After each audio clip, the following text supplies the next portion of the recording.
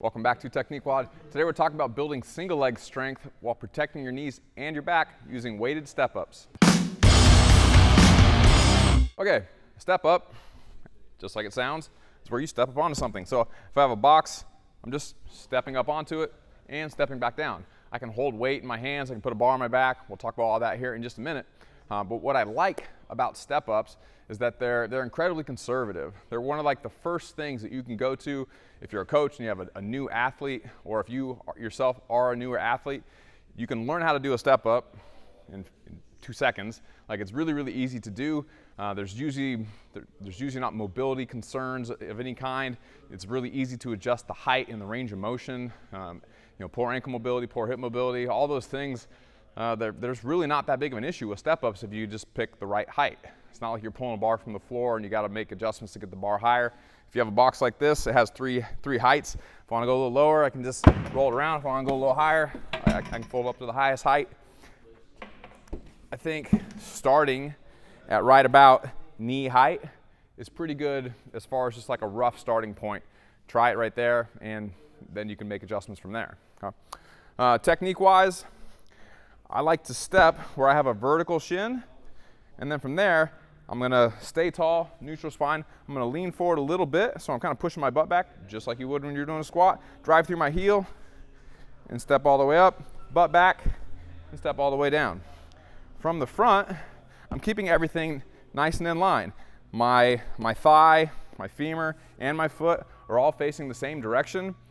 From the front, I'm not toed out with my knee diving in, right? Just like when you're doing squats. You don't squat like this. You want your feet and your thighs to be basically parallel, knee over toe and all that. So same deal here. You want your foot straight ahead. That way, as you step, you're pushing your knee out just a little bit, just like that. And I'm never letting my knee dive to the inside like that. It's very hard on the inside of your knee. It's how you tear your ACL, you get medial meniscus problems, etc. So don't do that. That's not good on your knees. One of the reasons we're doing step-ups in the first place is to do a leg dominant movement that you can load very, very heavy in a very conservative manner where you're not damaging your knees and you're not damaging your back. Okay? As far as loading goes, where I like to start, you can start with a goblet. That's an easy start for basically any leg exercise. I'm coming up like this, or probably even more common, truth be told, is that I'll have the weight in my opposite hand. So if I'm stepping forward with my right, I'll have some weight from a kettlebell or dumbbell in my left hand. Same deal. I get that roughly vertical shin, hips back. I lean forward a little bit, and I step up. I'm standing on the edge of the box actually, because even though this box is probably plenty strong to support me, I always kind of just feel like it's more stable on the side of the boxes where I have the wall of the box supporting the weight, and I'm not in the middle of the box.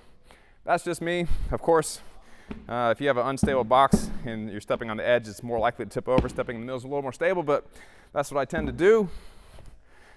Of course, you can always go heavier by having a weight in both hands where you're here. And again, kind of lean forward a little bit. And then as it gets heavier, you'll notice that my back foot kind of gives me just a little bit of a kick to get off the ground, and then you kind of ride that momentum all the way up. You can kick as much or as little as you want. If you're having to kick a lot, it's probably a little bit too heavy.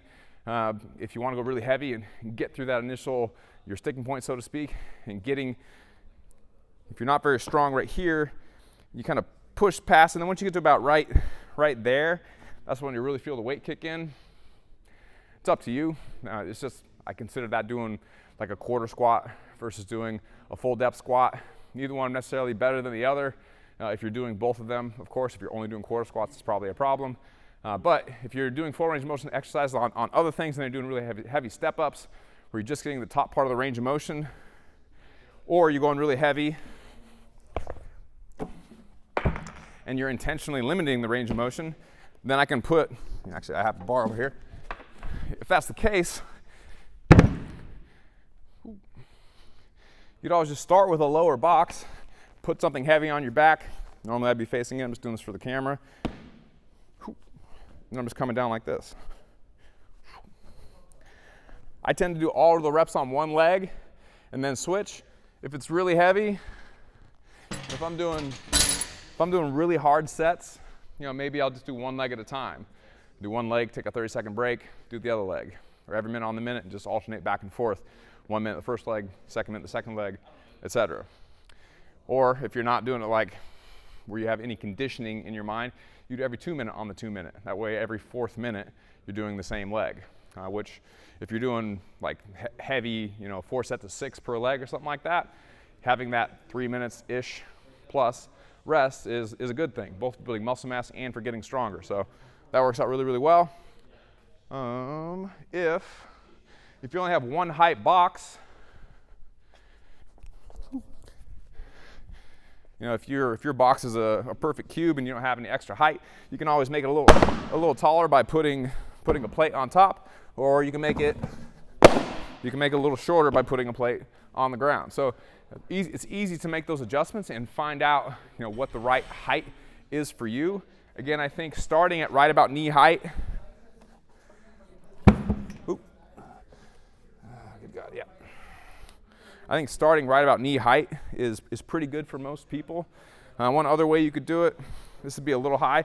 Like the highest I think you should go is however high you can stand up nice and tall, and just with a neutral spine, not leaning any particular way, just however high you can get your knee up is probably as high as I would go. So for me, this might even be just a little bit too high. This is great range of motion, but once it gets, I have to be very careful about how much weight I use, because to get my center of mass over my foot, I'm going to have to give it a pretty good jump.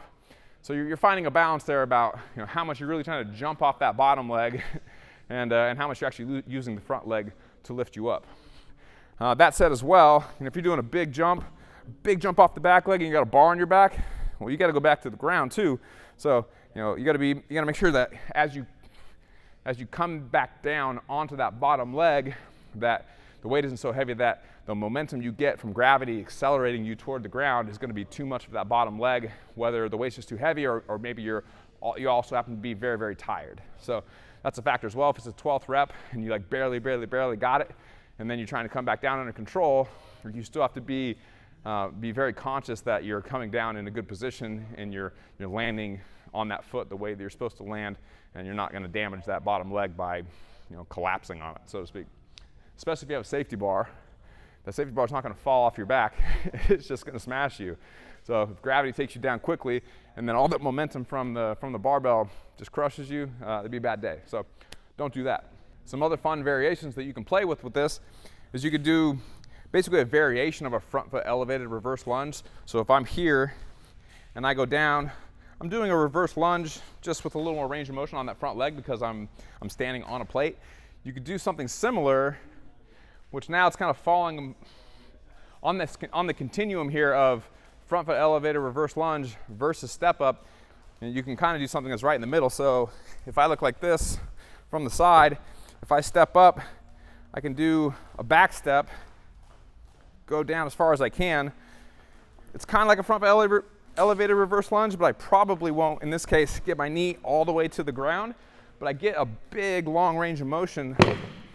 I get a big long range of motion on that front leg, where if I was squatting, let's see, if we look at that, to make a comparison here, if I go down like this, if I was in this position on 2 legs, that's a very deep squat, right?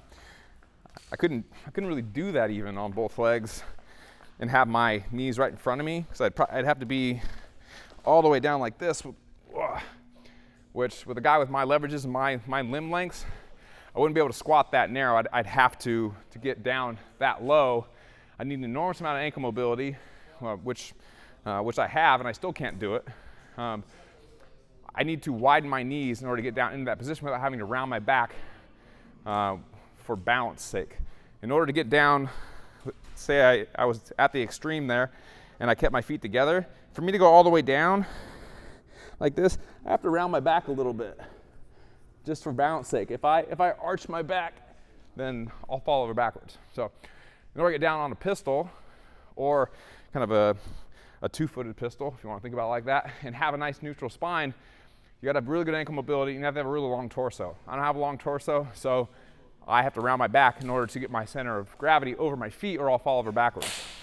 So anyway, all that said, you can get that big range of motion that you wouldn't get otherwise in this position here, where I'm at maximum hip flexion. I haven't maxed out my ankle range of motion, so I don't need a lot of ankle range of motion to do it. I have mostly maxed out my knee flexion, and then I'm pushing through that whole range of motion the entire way. It's not quite a lunge. It's just a very large range of motion step up. So I like that variation as well. As far as programming goes, I tend to put these in the category of assistance work. I tend to do more like the hypertrophy rep ranges, 3 to 5 sets, 5 to 15 reps, somewhere in there. Probably the most common I do is like 4 sets of 8 per leg, something like that. Heavier than 5 reps, I feel like depending on the range of motion, you really have to like kick hard off that bottom leg to get onto the box, to get your center of mass over your base of support, over your foot.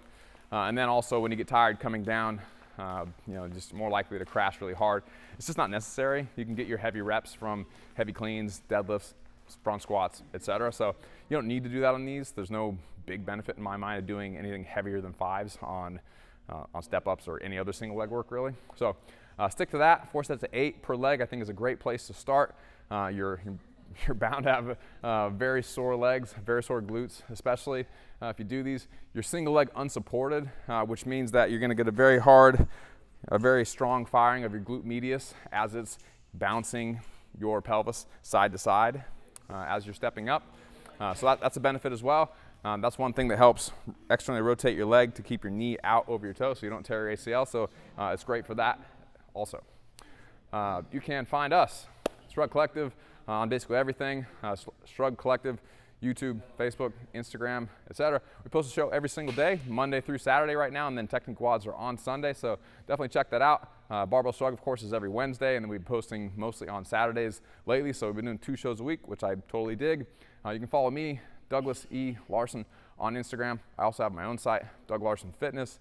And then finally, we have the program Vault, which is where we keep all of our online training programs. We have 3 2-year-long programs, so you can stay in there and do new workouts for 6 years with just those 3 programs if you want to. I'm about to put another 2-year-long program on that site, and then we have 8 3-month-long programs. So there's a lot of workouts on there. If you're looking for online programming, it's a great resource. We have videos for everything, explanations for everything. It's totally killer. We also have a Facebook group with many hundreds of people that have gone through the Vault and are doing all those programs. That way you can get help. We're in there. Our coaches are in there. A lot of people that have been on the show are in there. So it's a great resource. Check that out. It's shruggedcollective.com/vault. Check that out. I'll see you another day. Shrugged listeners, welcome to the Shrugged Collective Program Vault. Over the last 6 years, we've been leading the charge in online strength and conditioning programming and coaching. And for the first time in the history of the Shrugged Collective, we're combining our 11 best-selling long-term and short-term accessory programs into one membership site called the Program Vault. From Olympic weightlifting to strongman, leaning out, nutrition, you name it, our 11 best-selling programs are yours for $47 a month.